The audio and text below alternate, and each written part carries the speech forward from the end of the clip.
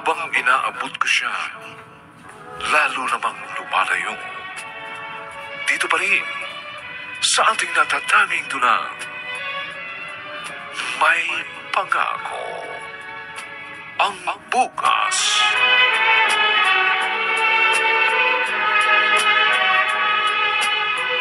Sa akin, kaysa masaktan ako araw-araw, minabuti kong umalis na lang sa amin. Saan ka nakatira ngayon? Kina Chayoli.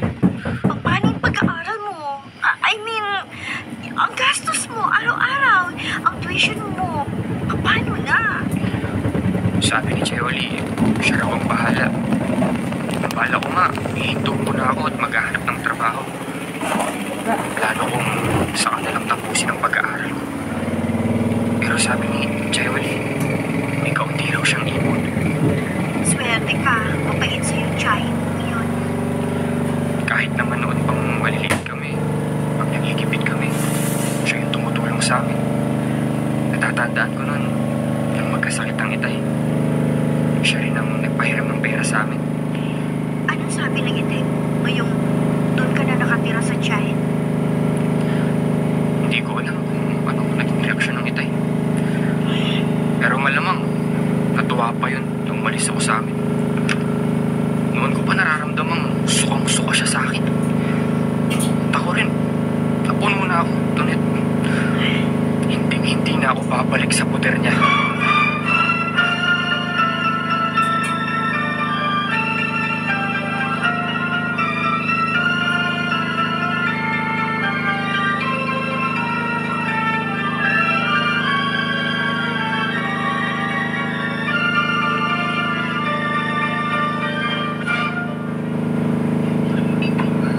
Sisto, nagkita kami ni Yoli. Sa kanya na pala nakatira ang inaanak ko si Alan. Pare ka, ayaw mo nang pag-usapan ng tungkol sa school na inaanak mo, ha? Ibang paksa na lang ang pag-usapan natin. Kasi pare, nalulungkot sa nangyayari yan sa inyong paglaman. Hindi magandang tingnan na nag-alis sa balutan ng puso mo at pumunta sa bahay ng ibon. Wala akong pakialam kahit saan siya punta, pare. Di ba't sinabi ko na naman sa'yo noong pa, kapareho ng kanyang inang Alpi na yun. Palibasa silang magkamukha, kaya parehong ugali. Kasi hindi raw ba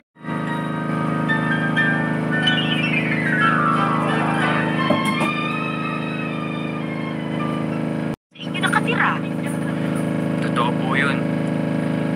Ayoko naman po sanang gawin yun. Kasi ang lalabas, nag-rebelde ako sa tatay ko. Pero hindi ko na po kayang pinapakita sa akin ng itay. Madalas po, kung nagkakasabay kami sa pagkain, parang hindi niya ako nakikita. Si Kuya Lemuel lang ang kanyang kinakausap. Parang invisible po ako sa bahay namin. Alam mo bang minsan, parang napikon din sa akin ang itay mo. Kasi pinagsabihan ko tungkol nga sa mga sumbong mo kay Tonet. Napuno na po ako. Ginagawa ko naman ang lahat para ma-appreciate ng itay. Pero parang baliwala sa kanya lahat ng pagsisikap ko. Kitang-kita ko po ang malaking pagkakaiba ng turing niya kay Kuya Lemuel. Parang si Kuya lang ang kanyang anak. Kaya silang dalawa na lang magsama. At ako, pag nakatapos ako, magsasarili ako at hindi na magpapakita sa kanilang dalawa.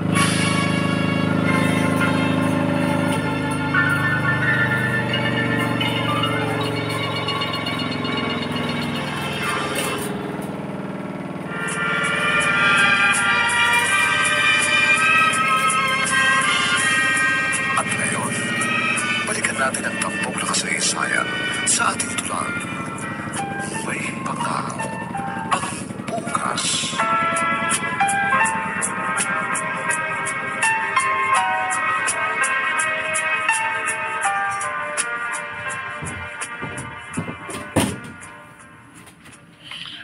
Eto, pare Sisto.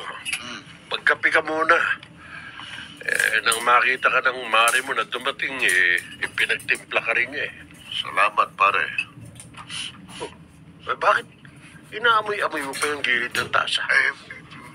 Minsan kasi pare, nagkape ko sa isang karinderya sa bayan. Abay, amoy sabon ang tasa eh.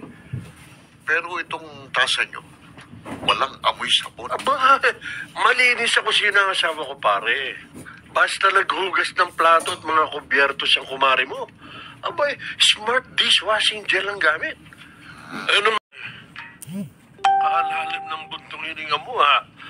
Hanggang ngayon ba yung pinoproblema mo pa rin ang pag-aalis sa balutan ng inaanak ko? Pare, ilang beses ko nang Alalim ang hinanakit sa'yo ng inaanak ko. Naku. At siya pang may ganang sumama ang loob sa akin. Ako na ngang ipinahiya niya sa buong nayo natin, di ba? Bakit ka naman napahiya sa buong nayo? Ayun na nga. Nilayasan niya ako tulad ng ginawa sa akin ng kanyang ina. At dahil nilayasan ako, siyempre sa isip ng mga tao akong masama. Katulad din ng biglang mawala si Caridad. Inisip ng mga kanayo natin ang malaking pagkukulang ko sa asawa ko, kaya ito ng lalaki.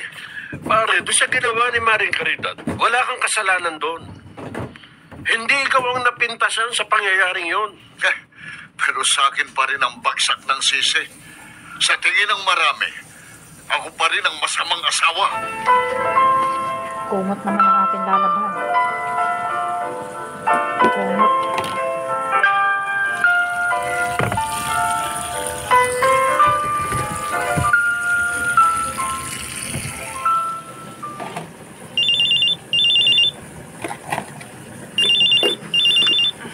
Cellphone ko ba yung tumutunog?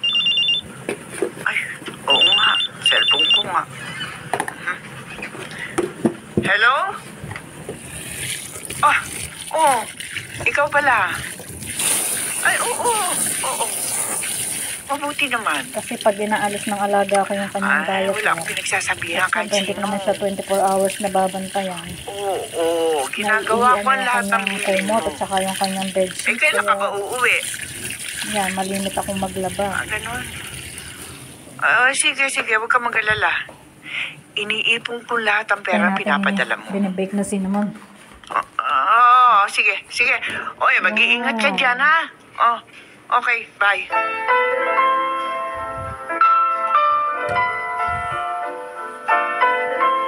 Atin.